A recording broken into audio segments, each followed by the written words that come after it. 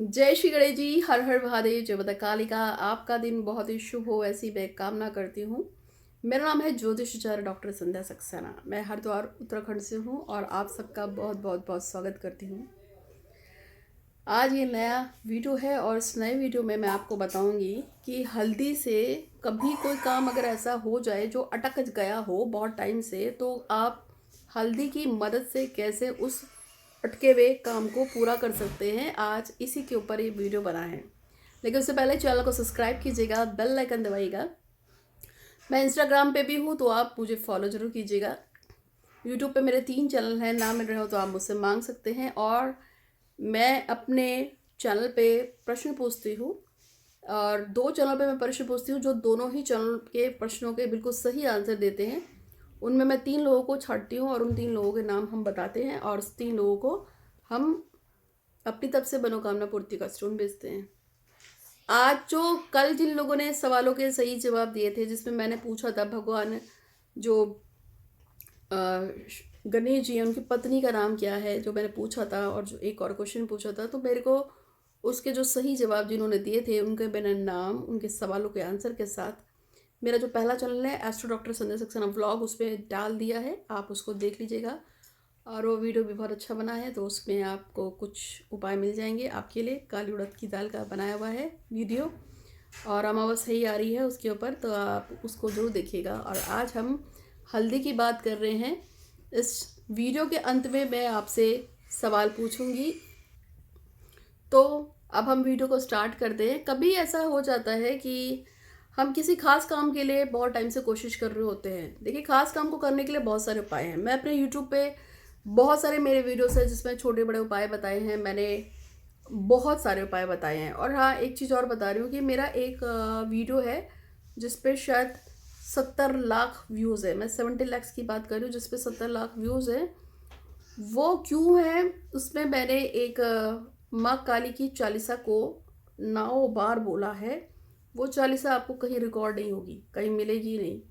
ये वो चालीसा है, जब मैं छोटी थी और 9th-10th में पढ़ती थी, तो मुझे एक किताब मिली थी कहीं से और मैंने उसमें वो उस चालीसा को देखा था काली जी की, और वो मैंने ऐसे याद कर ली थी। उस चालीसा को मैं बहुत बोलती थी, ऐसे ही बोलती रहती थी, बोलती रहती थी, बोलती रहती थी। फिर वो मुझे याद हो गई। फिर जब मैं काली जी पे, भगवान शंकर पे, भगवान गणेश पे पूजा करती रहती थी, तो वो मुझे याद होती जा रही थी, याद होती जा रही थी। तो उसी को मैंने 9 बार रिकॉर्ड करके यूट्यूब पे छोड़ा था उन लोगों के लिए जो लोग कहते थे मुझसे कि हम पूजा पाठ नहीं कर पा रहे। तो मैं उनको काली चालीसा पकड़ा देती थी, भाई इसको सुन लो आप, अगर आप पूजा नहीं कर सकते हो तो चलो इसी को सुन लो। उसको सुनने के बाद बहुत सारे लोगों की प्रॉब्लम सॉल्व हुई हैं। कई लोगों की लव मैरिजेस हुई हैं, कई लोगों के घर बने हैं, कई लोगों की बीमारियां ख़त्म हुई हैं, कई लोगों का विदेश में सेटलमेंट हुआ है। उसका नियम ये होता है कि उस काली चालीसा को आपको, जब तक आपका काम नहीं हो जाता तब तक आपको उसको डेली एक बार उस पूरी को सुनना होता है। ठीक है, आप उस काली चालीसा को सुनो और किसी को कर ले कि ना मिल रहा हो तो आप मुझसे मांग सकते हैं, मैं आपको शेयर कर दूंगी। ठीक है, तो ये मैं आपको एडवांस जानकारी के लिए बता रही थी, क्योंकि सबका भला हो जाए।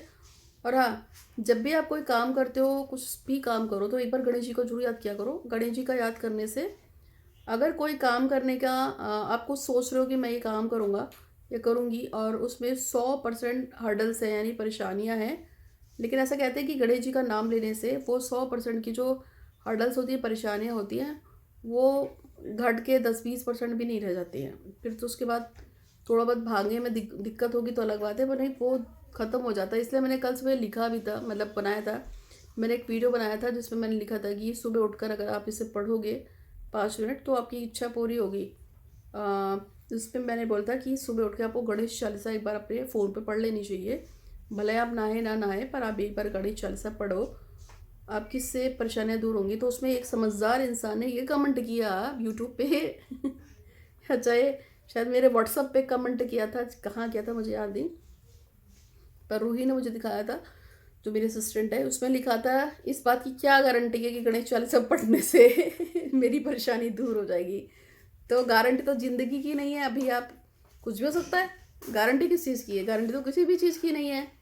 तो अगर उसको नहीं पढ़ना है तो ना पढ़े, उसमें वो उंगल क्यों कर रही है मुझे ये समझ में नहीं आया। तो चलो उसकी इच्छा है। तो गणेश जी के नाम पे या किसी देवी देवता के नाम पे गारंटी नहीं लेनी चाहिए, ठीक है।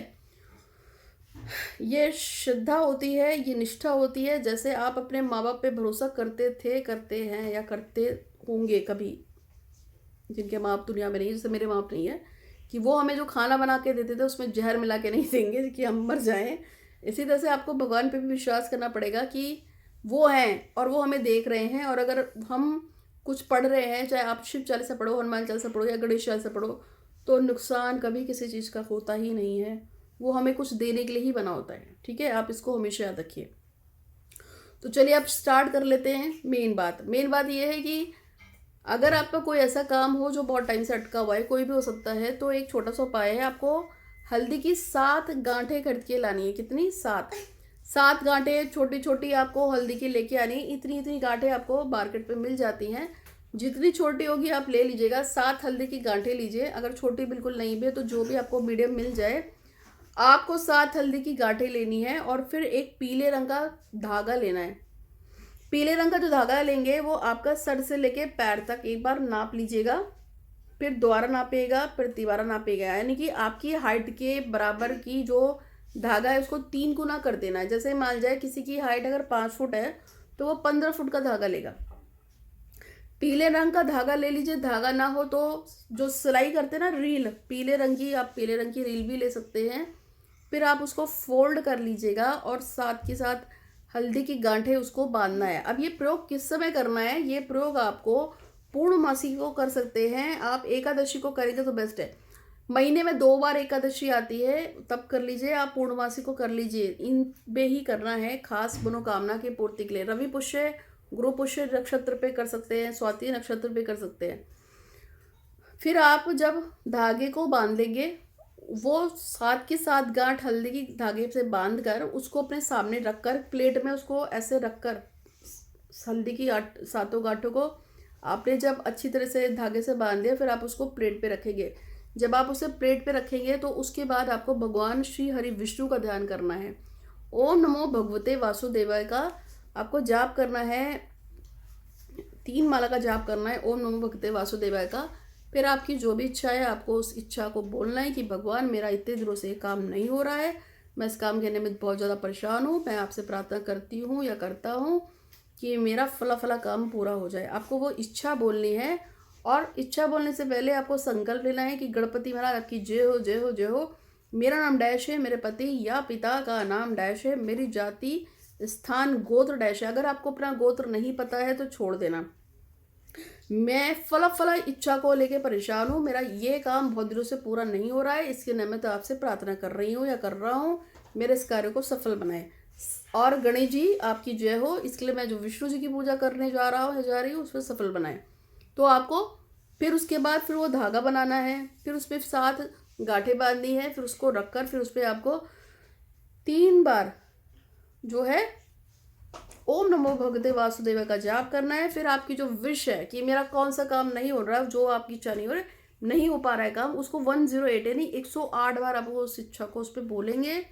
जब बोल देंगे फिर उसको आप थोड़ा सा हल्दी का छींटा मार के, थोड़ा टिक्का टक्का करके, थोड़ा चावल फेर के भगवान विष्णु के मंदिर में इसको रख के आना है।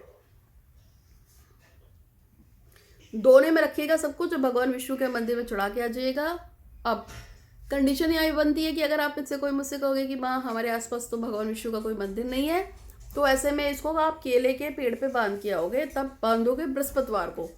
अन्य दिनों में नहीं बांधना है, सिर्फ और सिर्फ बृहस्पतिवार के दिन ही बांधना है। आप इस उपाय को कीजिए और करके आप इसको भूल जाइए, ये अपने आप इफेक्ट करेगा। और आप इसको अपने जीवन में एक बार एक विश के लिए पूरा लगा सकते हैं। जिसे आपने किया और करके भूल गए, आपकी कामना पूरी हो गई, तो आप दोबारा यूज़ नहीं कर सकते।